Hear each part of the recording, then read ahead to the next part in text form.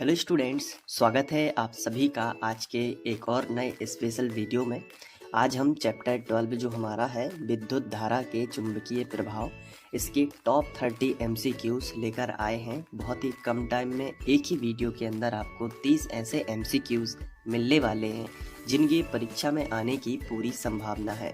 तो चलिए बिना टाइम वेस्ट किए शुरुआत करते हैं।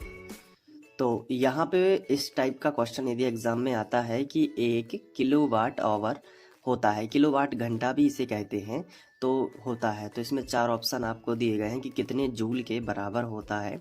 तो इसका सही आंसर आपको लगाना है 3.6 गुणे 10 के ऊपर 6 की घात जूल। इसका ये करेक्ट आंसर हो जाएगा। नेक्स्ट क्वेश्चन दिया गया है कि विद्युत फ्यूज काम आता है। आपको 4 ऑप्शन दिए गए हैं। तो विद्युत फ्यूज किसके काम आता है? तो धारा के ऊष्मीय प्रभाव पर, धारा के ऊष्मीय प्रभाव पर। तो इसमें आपको टिक लगाना है। विद्युत फ्यूज किसके काम आता है? धारा के ऊष्मीय प्रभाव पर। नेक्स्ट क्वेश्चन है विद्युत धारा उत्पन्न करने की युक्ति को कहते हैं। आपको 4 ऑप्शन दिए गए हैं, जनित्र, गैल्वेनोमीटर, मीटर या मोटर। तो इसमें से आपको बिल्कुल करेक्ट आंसर लगाना है जनित्र यानी जनरेटर। विद्युत धारा उत्पन्न कर किससे किया जाता है? जनरेटर से, जिसे हम जनित्र भी कहते हैं।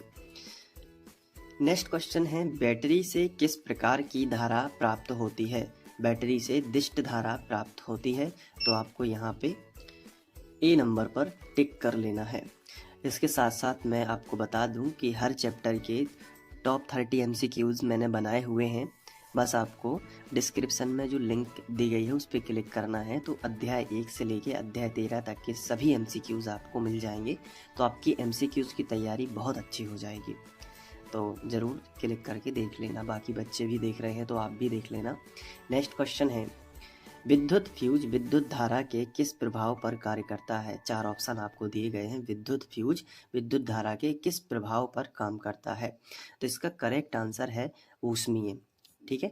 नेक्स्ट क्वेश्चन है घरों में विद्युत से दुर्घटना किस कारण होती है? 4 ऑप्शन आपको दिए गए हैं। इसका करेक्ट आंसर है फ्यूज तार से। तो इसका सही आंसर है फ्यूज तार से। ठीक है। नेक्स्ट क्वेश्चन है चुंबकीय क्षेत्र का मान ध्रुवों पर होता है। यहाँ पे ध्रुवों पर होता है तो अधिकतम होगा, यानी महत्तम यानी सबसे अधिक। नेक्स्ट क्वेश्चन है किसी नियत धारा द्वारा तार से दूरी बढ़ने पर चुंबकीय क्षेत्र का मान होता है। आपको 4 ऑप्शन यहाँ पे दिए जाएंगे। तो इसका करेक्ट आंसर रहेगा ए, घटता है। ठीक है। नेक्स्ट क्वेश्चन है मधुमक्खियों के उदर में किस प्रकार के क्रिस्टल पाए जाते हैं? तो इसमें इसका करेक्ट आंसर है मैग्नेटाइल। नेक्स्ट क्वेश्चन है कि इनमें से कौन एक दूसरे से अलग है? 4 ऑप्शन है। तो आपको बताना है कि इनमें से एक दूसरे से कौन अलग है।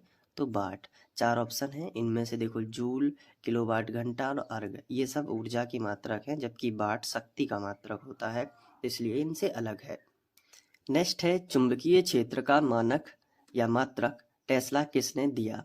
तो यहाँ पे देखो 4 ऑप्शन आपको दिए गए हैं। तो इसमें से आपको करेक्ट आंसर टिक लगाना है। तो ऑस्टेड ने दिया। तो ध्यान रखना, ऑस्टेड, टेस्ला, टेस्ला, ऑस्टेड। ठीक है। नेक्स्ट क्वेश्चन है सीधे धारावाही तार की चुंबकीय क्षेत्र रेखाएं। 4 ऑप्शन आपको दिए गए हैं।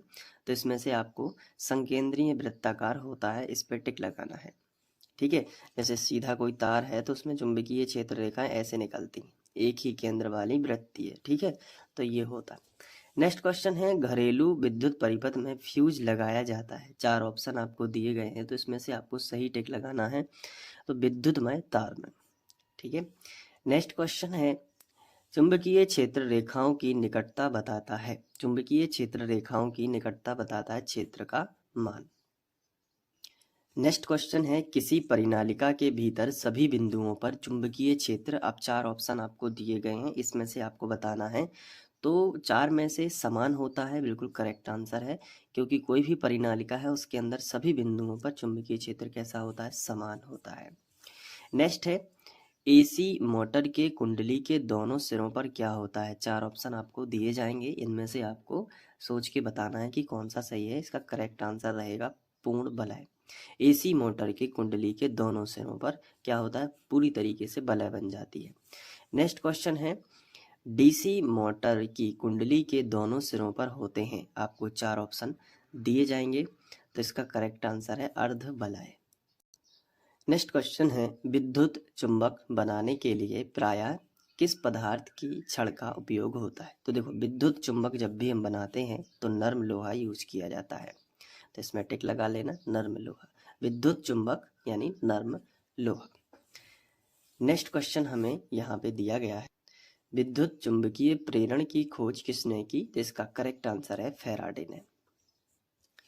नेक्स्ट क्वेश्चन हमें दिया गया है, व्यावसायिक मोटरों में किस प्रकार के चुंबक का उपयोग होता है? आपको 4 ऑप्शन दिए गए हैं, तो इसमें से आपको सही टिक लगाना है, तो आंसर है विद्युत चुंबक। 21वें नंबर का है, चुंबकीय क्षेत्र की तीव्रता का मात्रक क्या होता है? तो देखो, यहाँ पे अगर हम बात करें तो ऑस्टेड भी होता है और टेस्ला भी होता है, दोनों ही चुंबकीय क्षेत्र के मात्रक है, इसलिए ए और बी दोनों। नेक्स्ट क्वेश्चन है कि विद्युत जनित्र गतिमान चुंबकों के किस प्रभाव पर आधारित है? 4 ऑप्शन हमें दिए गए हैं, तो इसका करेक्ट आंसर है विद्युतीय। नेक्स्ट क्वेश्चन है, चुंबक के सजातीय ध्रुवों के बीच होता है। आपको 4 ऑप्शन यहाँ पे मिलेंगे, तो सजातीय ध्रुव होते हैं, मतलब एक से ध्रुव होते हैं, तो उनमें प्रतिकर्षण होता है। समान ध्रुवों में प्रतिकर्षण होता है और असमान ध्रुवों में आकर्षण होता है। नेक्स्ट क्वेश्चन है कि चुंबक के विजातीय ध्रुवों के बीच होता है। विजातीय जो ध्रुव होते हैं, आपको 4 ऑप्शन यहाँ पे दिए जाएंगे, तो इसमें आकर्षण होता है। नेक्स्ट क्वेश्चन है कि चुंबकीय बल रेखाएं खींची जा सकती हैं, तो इसका करेक्ट आंसर है लोहे के बुरादे द्वारा भी खींची जा सकती हैं, दिक् सूचक द्वारा भी, तो ए और बी दोनों। ज़्यादातर अगर आपको ऑप्शन में ए और बी दोनों दिया है और आप पे नहीं बन रहा है, तो आप ए और बी दोनों ही लगाइए, या उपरोक्त सभी, ऐसे आंसर ज़्यादातर करेक्ट होते हैं। जब लगाना है जब बिल्कुल भी नहीं बन रहा हो। नेक्स्ट क्वेश्चन है, दो चुंबकीय क्षेत्र रेखाएं एक दूसरे के, अब 4 ऑप्शन आपको दिए गए हैं, तो इसमें से आपको करेक्ट लगाना है परिच्छेद नहीं करती। परिच्छेद का मतलब काटती नहीं है, या प्रतिच्छेद नहीं करती, एक ही बात है। अगर आपको ऑप्शन में प्रतिच्छेद शब्द लिखा आ जाए इसकी जगह पे, तो आपको वही समझना है, प्रतिच्छेद नहीं करती। अब उसका डिटेल आंसर ये होगा, क्यों प्रतिच्छेद नहीं करती? क्योंकि दोनों एक दूसरे को काटेंगी, तो इससे चुंबकीय बल रेखाओं की 2 डायरेक्शन हो जाएंगी, बल की 2 दिशा होंगी, जो कि इम्पॉसिबल है इसलिए। लेकिन यहाँ पे मैं MCQs ही आपको बता रहा हूँ, तो डिटेल में नहीं जाएंगे, नहीं तो आप कम टाइम में ज़्यादा MCQs नहीं कर पाओगे, क्योंकि एग्ज़ाम टाइम है। तो अगर डिटेल वीडियो देखना चाहते हो, तो मैं जो साइंस पढ़ा रहा हूँ उसको आप देख सकते हो। नेक्स्ट क्वेश्चन है, प्रत्यावर्ती धारा की आवृत्ति कितनी होती है? आपको 4 ऑप्शन यहाँ पे दिए जाएंगे, तो 100 हर्ट्ज होती है। ठीक है, प्रत्यावर्ती धारा की आवृत्ति 100 हर्ट्ज, याद रखना। नेक्स्ट क्वेश्चन है, घरेलू वायरिंग में 3 तार होते हैं, इन तारों में उदासीन तार के रंग, अब उदासीन तार जो होता है उनके रंग कैसे होते हैं? तो इसका करेक्ट आंसर है काला। ठीक है, जो उदासीन तार होता है वो कैसा होता है? काला होता है। नेक्स्ट क्वेश्चन लेते हैं, विद्युत स्टोव, गीजर अथवा निमंजक, तापक आदि साधितों में कितने एम्पियर का फ्यूज लगाया जाता है? तो यहाँ पे आपको करेक्ट आंसर देना है 20 एम्पियर। ठीक है, घर में जो भी बिजली है, चाहे कुछ भी लिखा हो, यहाँ पे 20 एम्पियर ही लगाना है। ठीक है, क्योंकि 20 एम्पियर 240 वोल्ट के करीब होता है, इसलिए 20 एम्पियर ही आपको टिक लगाना है।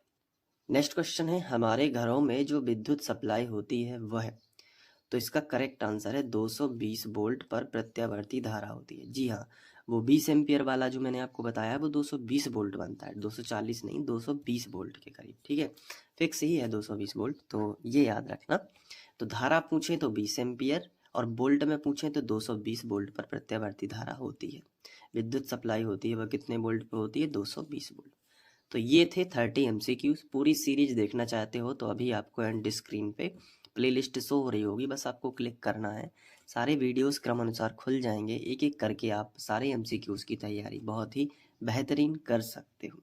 और गणित का जो वीडियो है डेली शाम 7 बजे आता है, तो आप वो भी विजिट करते रहिएगा। मिलते हैं नेक्स्ट वीडियो लेक्चर में, तब तक के लिए बाय, अपना ध्यान रखना, थैंक यू।